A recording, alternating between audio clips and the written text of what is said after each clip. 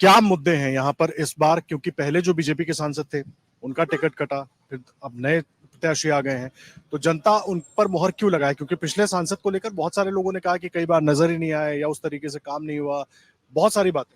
जी आदर्श, एक तो मैं बहुत आपको पक्के से बात बताऊं कि आपका सबसे पहले तो उदयपुर की इस मेवाड़ की और झीलों की नगरी में बहुत बहुत स्वागत है, अभिनंदन है। देखिए ऐसा है, पहली बात तो उनका टिकट कटने का जो सबसे बड़ा कारण हमको ध्यान में आया और जो बताया गया वो ये है उनकी स्वास्थ्य की अनियमितता। वो बहुत अस्वस्थ हो गए थे और बहुत ज्यादा अस्वस्थता होने के कारण उनका टिकट कटा। और सबसे बड़ी बात है, जो बात है विकास की, तो उदयपुर में सबसे बड़ा कोई काम हुआ है तो वो है उदयपुर अहमदाबाद आमान परिवर्तन, जिसकी हम बहुत छोटे से मांग कर रहे थे कि उदयपुर से हमको अगर मुंबई जाना हो और दक्षिण की ओर जाना हो तो अहमदाबाद आमान परिवर्तन, और वो उनके ही कार्यकाल में हुआ है। तो आदेश जी, मैं निश्चित ही कह सकता हूं कि ऐसा नहीं है कि वो काम नहीं किया। काम नहीं किया होता तो 2014 का वो इलेक्शन नहीं जीतते और 2019 का नहीं जीतते।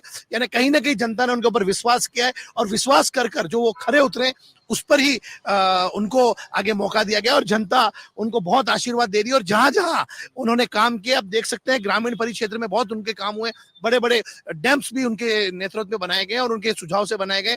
बहुत बड़े स्तर पे चोरी ग्रामीण परिक्षेत्र में रुकी गई, क्योंकि सलूमर में बहुत बड़ी चोरी होती थी, वो भी रोकी गई और वहां पर भी नियमित उनका प्रवास रहता था। इसलिए मैं कह सकता हूं कि उनके कार्यकाल में बहुत काम हुआ और भारतीय जनता पार्टी को उनके रहते हुए बहुत लाभ मिला है। तो इस बार मन्ना लाल जी को मैदान में उतारा है, कितनी उम्मीद लग रही है? क्या किस तरह की लड़ाई दिख रही है ग्राउंड पे? जैसा कि आपका शो का नाम है सत्ता का संग्राम, मेरा पूर्णतः आदर्श जी कहना है कि ये सत्ता का संग्राम नहीं, सत्ता के सामने मैदान छोड़ है।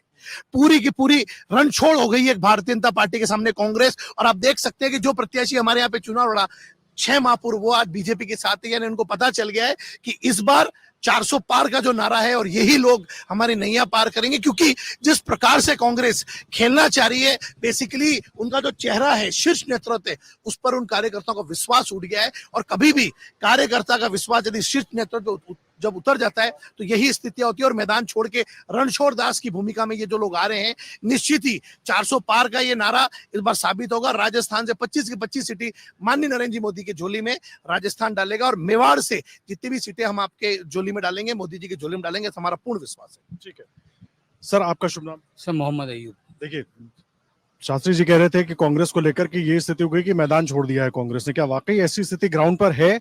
मुद्दे क्या होंगे कांग्रेस के, क्योंकि लगातार बीजेपी के सांसद रहे? देखिए, राजनीति में अगर छुटभैया लोग, जो छुटभैया तरीके के लोग हैं, वो पार्टी छोड़ते तो कांग्रेस को कोई फर्क नहीं पड़ता है।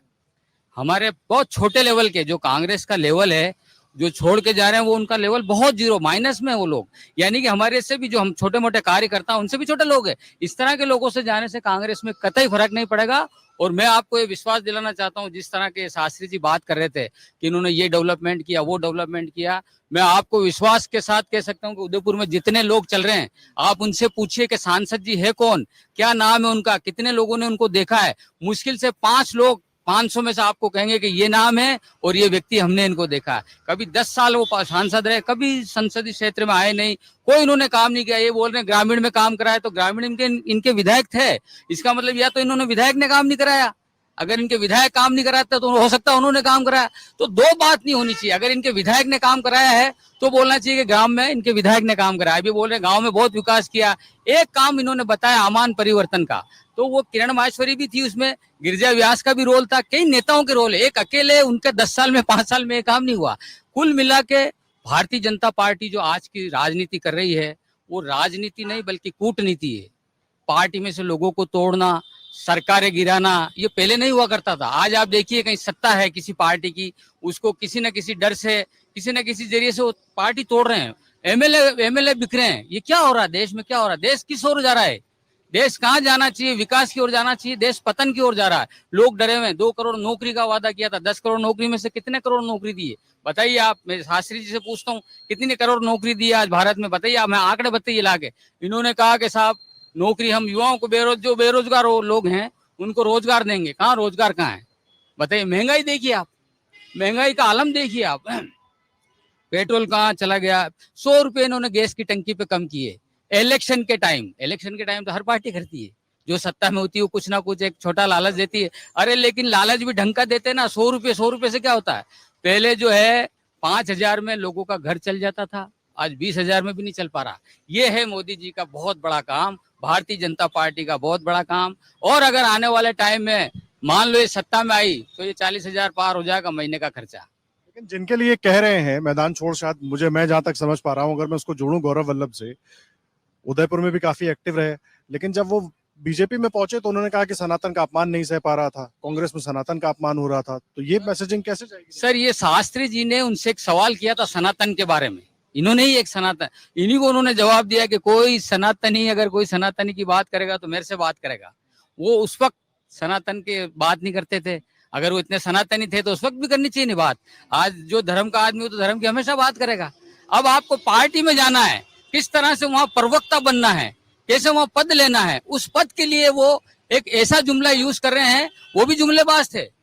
हमें शुरू से उन पर डाउट था। आज वो चले गए तो आप जुमलेबाज कह रहे हो? सुनिए सर सुनिए, वो कोई हमारे पहचान के नहीं थे, मैं आपको बहुत क्लियर बता रहा हूँ, वो कहीं बाहर के थे, प्रदेश के, वो लोकल आदमी नहीं थे। लोकल आदमी होते तो हम उनके बारे में 10 चीज जानते। मैं समझता हूँ उदयपुर का कोई भी व्यक्ति उनके बारे में कुछ भी नहीं जानता था।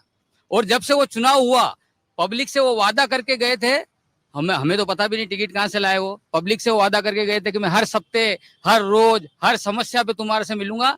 लेकिन जब हमारे पास जब मौका आया कांग्रेस का चुनाव लड़ने का, तो सबसे पहले उन्होंने भागना शुरू किया। वो अभी भी दौड़ रहे हैं, जमशेदपुर से वो शायद दिल्ली आ गए दौड़ते दौड़ते, और दिल्ली से शायद उनको टिकट भी मिल सकता है, या हो सकता है उनको कोई बड़ा पद दे दे। एक पद देने के लिए उन्होंने जुमला बोला है, पावर के लिए, बस और कुछ नहीं। अगर आप ये वीडियो YouTube पर देख रहे हैं तो हमारे चैनल को सब्सक्राइब करें और बेल आइकन को दबाना ना भूलें। अगर आप Facebook पर ये वीडियो देख रहे हैं तो हमारे पेज को लाइक करें।